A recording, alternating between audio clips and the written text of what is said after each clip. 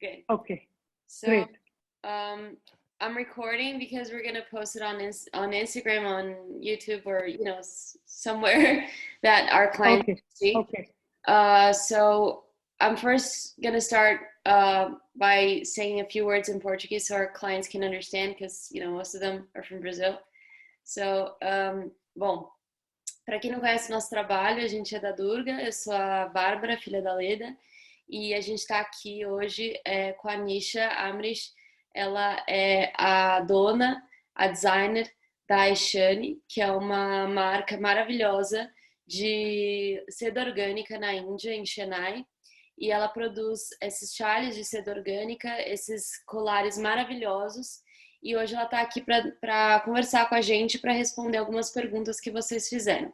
Então a entrevista vai ser toda em inglês e a gente está gravando essa entrevista, então a gente vai postar ela para vocês. Agora vocês já devem estar vendo, mas não foi ao vivo, porque tem uma diferença nos horários. Então é isso. So thank you, Neesha, again for being here with us.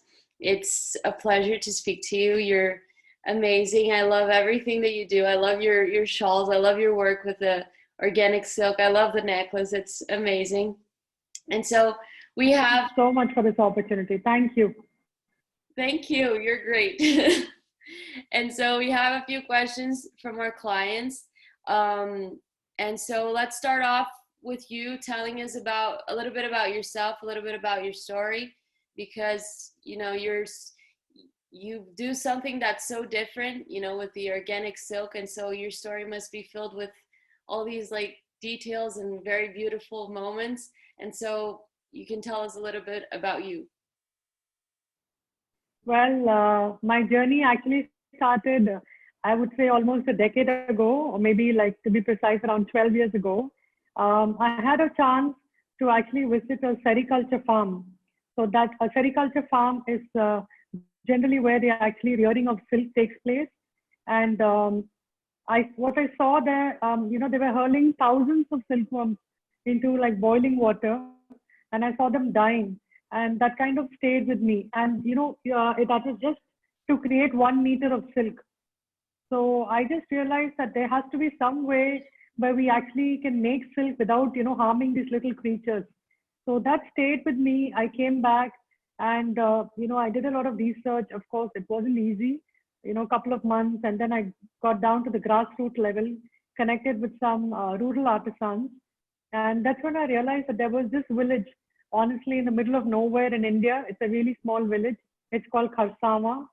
And that's where they actually were making these, rearing the silk in a natural environment.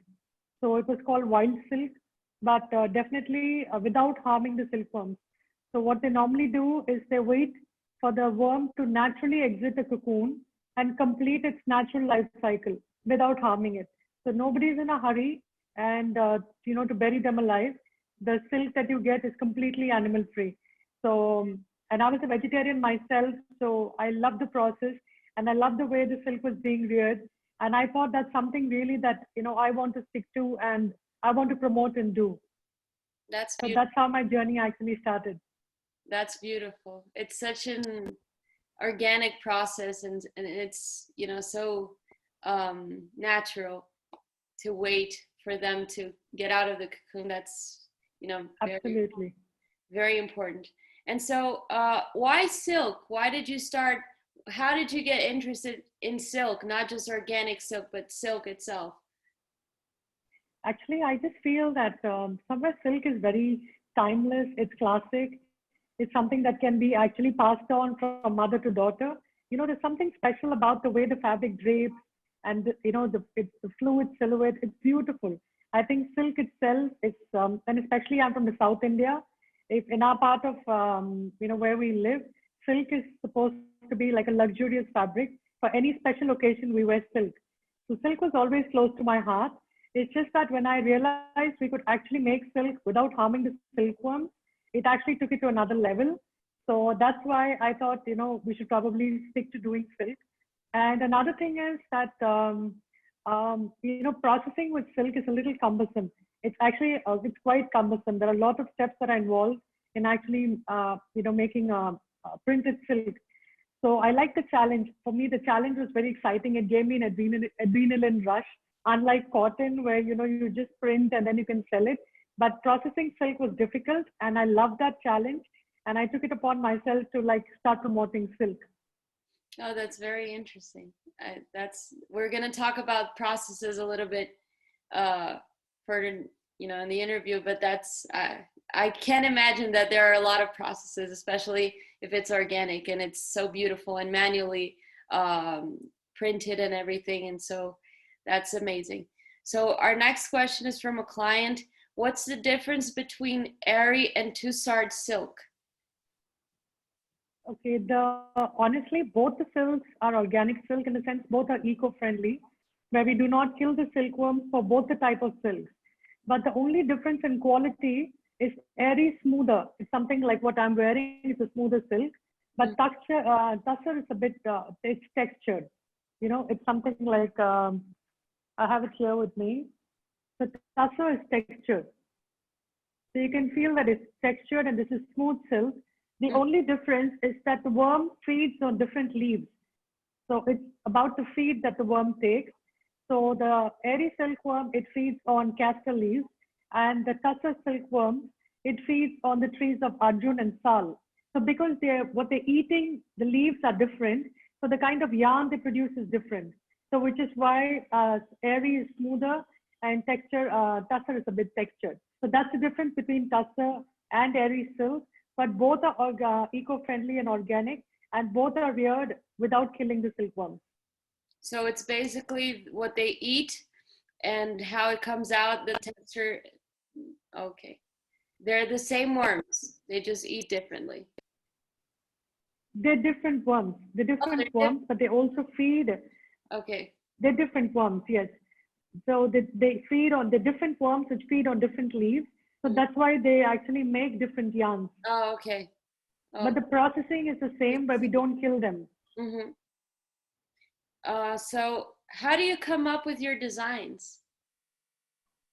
Well, I generally am very, very passionate about nature. I love nature, and you won't believe, even when I go for my morning walks, wherever I stop, I see a fallen leaf, a beautiful design, I just pick it up. So I come back home, my daughter's always having this bunch of leaves. Mm-hmm. So I keep collecting them and eventually to convert it into blocks and then use it in my designs. But I also like geometry. Small things really intrigue me, like a little crack on the sidewalk, or maybe like the zebra crossing on the road, just those, crisscross and stripes. So you can see at the back how much, the stripes on the wall over here. Yes. So I'm really intrigued with geometry and nature. These are the two things that really inspire me. So that's how, that's a huge part of my designs. And somehow I felt in India, if you see block printing, it's all about very fine, intricate designs, like fine paisleys and, like when you see the pashminas, it's very intricate design. But somehow that was not me. It's not my style. I like everything big, bold, better. And it was difficult initially. People thought the designs were too large and they were too stark. But somehow I felt like they really stood out and they made a statement. So that's how I started. I took to doing what I believed in.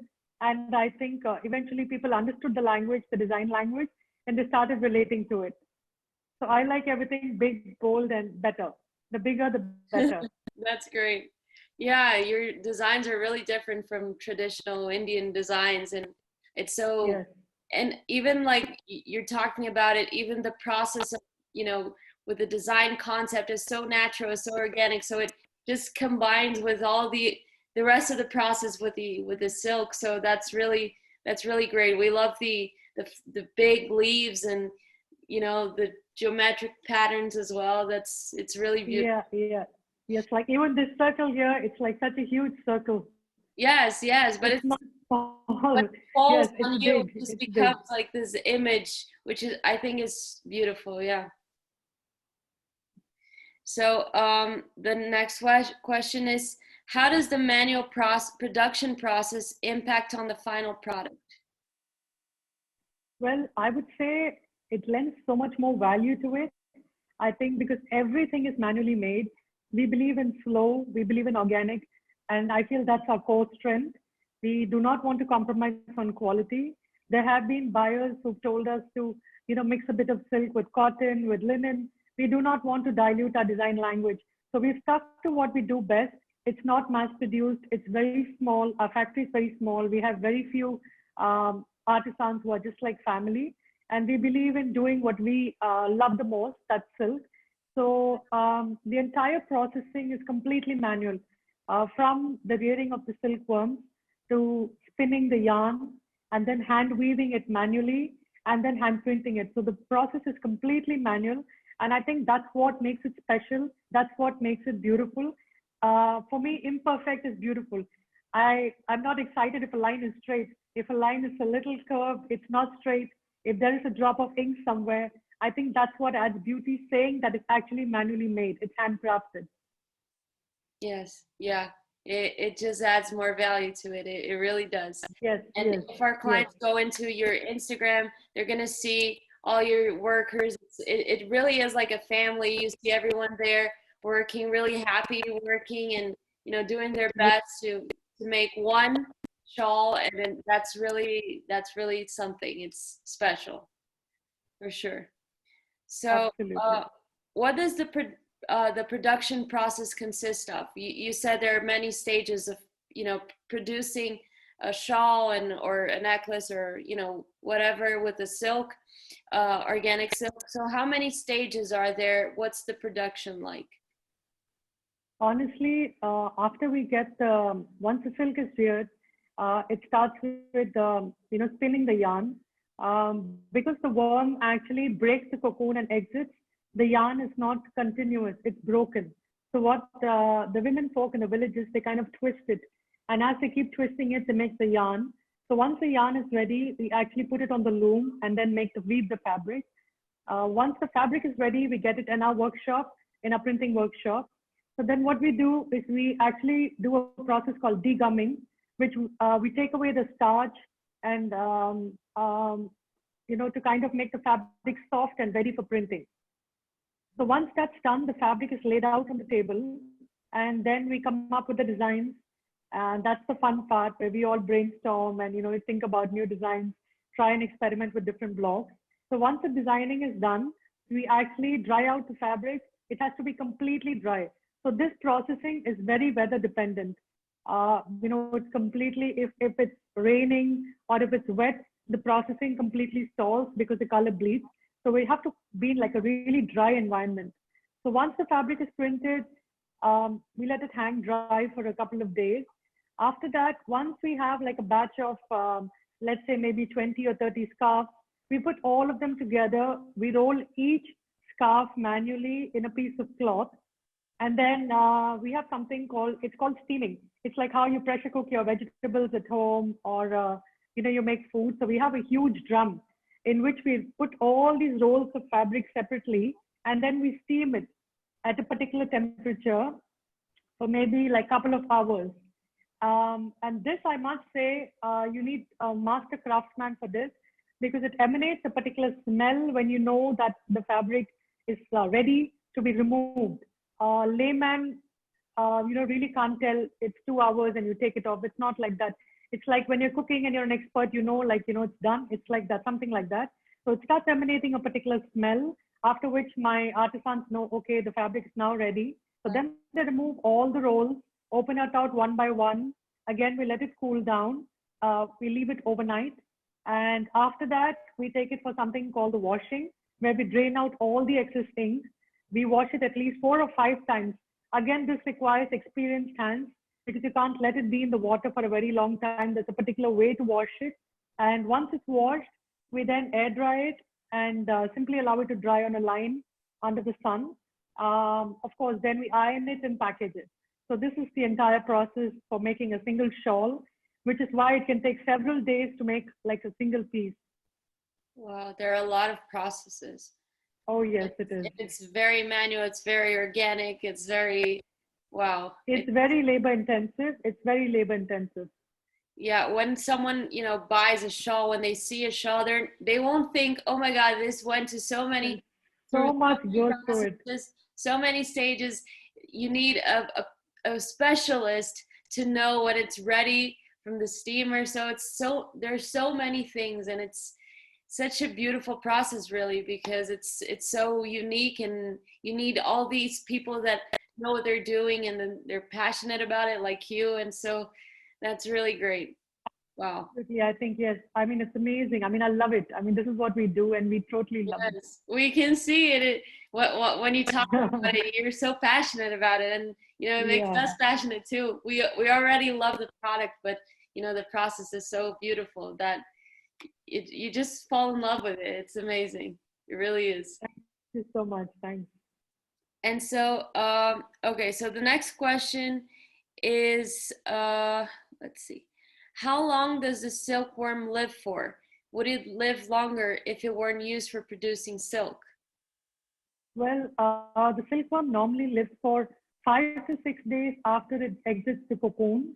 So if it has a natural life, like the way we let it emanate from the cocoon, it mates. That's the natural life cycle. It mates, it lays eggs, and then it dies. But if they do not let it exit the cocoon and they kill it inside the cocoon, so it loses a life of maybe a week or 10 days. It will probably live a longer for like 10 days if they do not kill the silkworm and let it complete its natural cycle. So we wait for it to complete its natural cycle and then die after it mates and it lays eggs. Oh, wow. So it's a very short lifespan. Either way, it's very. It's a very short lifespan. Yes, yes, yes. The worm has a very short lifespan. So which is why people, it's ironical because that's what people actually think, like it's just going to live for another week. You may as well kill it and you get the silk. Yes. And another thing is when you boil the cocoon along with the worm, the fibers that you get are continuous. But when you let them break the cocoon, the fibers are broken. So people do not want broken fibers. They want continuous fibers because the silk is luxurious, it's nicer, it's more expensive. So that's one of the reasons why people actually boil the worms to get continuous fibers. But we are happy with it's okay if the fibers are broken. So Yeah. we twist it and we make it, we're okay if it's textured, but at least it's, animal free. Yeah, it's cruelty free, so it's way better. Yes. Even though they Yes. have a shorter lifespan, it's it's But that's the natural lifespan. Yes. Yes. it's how it should be. So that's It's how it should be. Absolutely.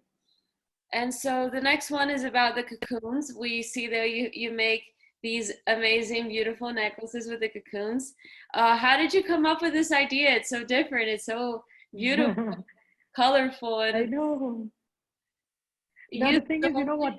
Because I've been doing this for the last 12 years, like I said. So there's always silk at home. You can probably find cocoons lying around in my house. And I have an 11-year-old who loves to make bracelets and little trinkets. So when she saw these cocoons, she just took a few of them and she loves painting. So she painted a couple of them and then she strung it into a necklace and she brought it. And I was so intrigued. I'm like, oh my God, you actually used the cocoons to make a necklace. And that was like, then it was one of those eureka moments. And I was like, wow, our mind started exploding with ideas. And then we were like, okay, I immediately called up my weaver in the village and I said, send me a bag full of cocoons. Because I know that during the weaving and the reeling processes, there is a lot of wastage. So instead of throwing away the cocoons, I said, you just send it to me because I'm going to upcycle them. So when he was very happy to get rid of them and I was happy to get them. So when we got it, all of us, all the ladies in the house, we sat down, we cleaned the cocoons and then, we separated them. And then of course we dyed them and hand painted them and came out with an entire range of cocoon necklaces. So that's how, this came together. And my daughter has been a huge part of the designing process. And she's also named a lot of them, like the rainbow necklace and the BFF necklace, unicorn. And, so we have a lot of them, yes. So it's fun. So my daughter's a huge part of my journey, just like how you and your mom are together. Yes. She's a huge part of my journey. That's so beautiful. She's a natural designer then. Oh my God, that's great. I didn't know that. Wow, that's beautiful. Yeah, and it's really great that you use everything from the process because nowadays there's so much waste and so much the fashion industry is one of the most pollutant industries in the world. So if we can use everything that is going to be thrown away during the production, then And it's something really I beautiful. think it'll be, yeah. I think it's exceptional, yes. Yeah, it's something so Yes. special, and it's, yeah, there's just no. I think it's amazing because it conforms to the ideology of circular fashion. You basically use everything that you actually, generate, which is a waste, Yes, which is a byproduct. So it's amazing. It's like you're using everything that you have. So you're not really wasting anything and adding to the landfill. I think it's great. that's really important. It is. It is. And so we only have one more question about how the pandemic has affected your production, how it has impacted on, the organic silk or your workers. We know that in India it's very difficult right now. In Brazil, we have sort of like a similar I situation, know, absolutely. and Yeah. so I can only imagine it's been hard. Yes, yes, it has been honestly, but the thing is, my artisans have been with me for the last 12 years. We started off together, and so we're one big family. We always have each other's back. So, of course, I was there for them, and they were there for me through the pandemic. Work last year, 2020, was very slow because people, I think, initially we didn't know what hit us, and it took us a while to actually, come together. But once we realized that this is here to stay, we had to find a way, to work around it. Thankfully, our buyers have been very supportive. And since this is not trend driven or season driven, I feel it's amazing because these are not something that's going to go out of fashion in the next 3 months. Yeah, These are heirloom pieces that you can probably keep for generations, which is that's what I love about slow fashion. Yeah, it never goes out of style. I can still sell the same piece after like 3 years or 4 years. So that's the beauty of the product. So people actually understand that. And we still have, by God's grace, consistent orders coming in, although they're in smaller numbers, but people are still buying.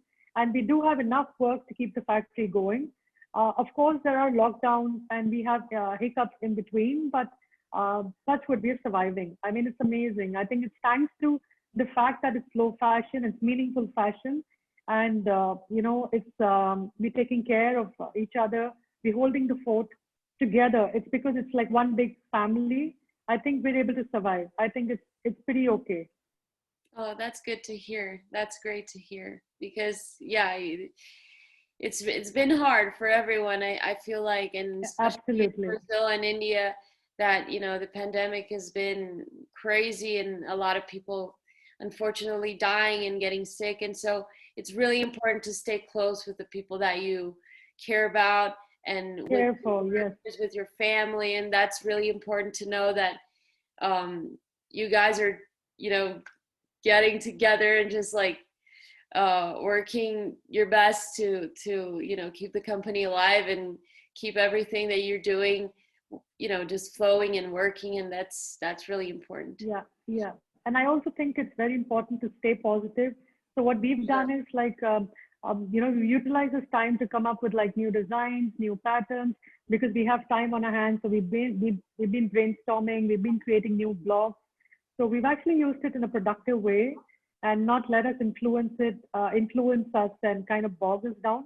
So we still have our chins up and we're going to move forward. And I'm sure this is going to be behind us very soon. Yes, it will, and it is a great time to actually think and come up with new things. We're here thinking of new things to do as well, and that's Yeah, that's yeah, important. absolutely. I think it should all be positive. Yes, Yes, we that's very should. important. Yes, I agree.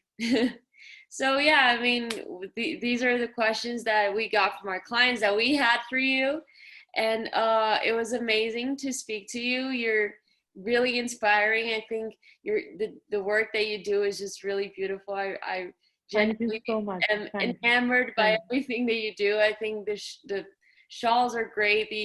The necklaces, I won't for myself. I'm talking, speaking to her about that. And so thank you so much for taking your time to be here with us. And I hope we can speak soon and, do more in the future with you and have our clients see your shawls, and I'm sure they'll love them. And yeah, Thank you so much for this. Yes, thanks for the opportunity. And I'm really, really happy about this collaboration. And I can't wait to take it off here and yes, see where we go. Yes, yes, let's and let's like Yes, yes. Thank you so much for this. Thank you. Thank you. It's been Thanks. great. Bye-bye. Bye. Have a nice day. You too. Take care. Bye-bye. Bye.